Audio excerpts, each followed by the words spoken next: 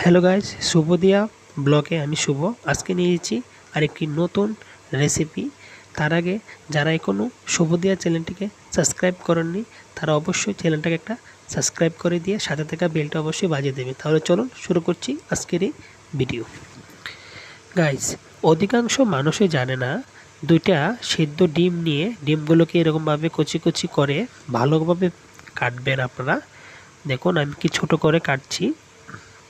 এরকমভাবে ছোট ছোট করে কেটে ডিমগুলোকে রেখে অন্যদিকে একটি পাত্রে পেঁয়াজ কুচি দিয়ে ভালোভাবে তেল দিয়ে ভাজবেন, লাল করবেন।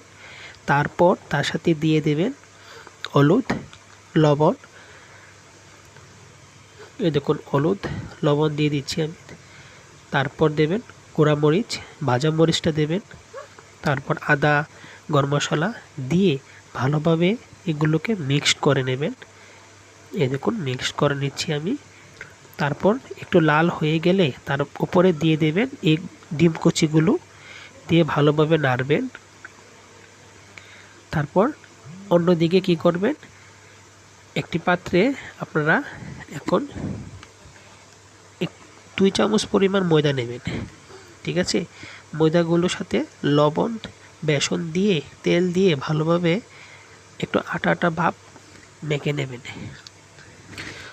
ভালো করে মাখবেন, মেখে লুচির মতন বানিয়ে এরকমভাবে করে নেবেন।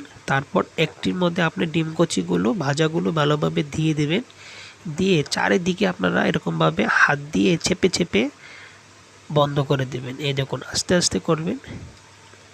তারপর নিয়ে দিয়ে দেবেন, ভালো করে ভাজবেন এগুলোকে। এবার দেখুন ভাজা হয়ে গেছে। দেখুন কি সুন্দর ডিম পরোটা হয়ে গেছে। এরকমভাবে আপনারা ট্রাই করুন, বাড়িতে আপনারা পারবেন।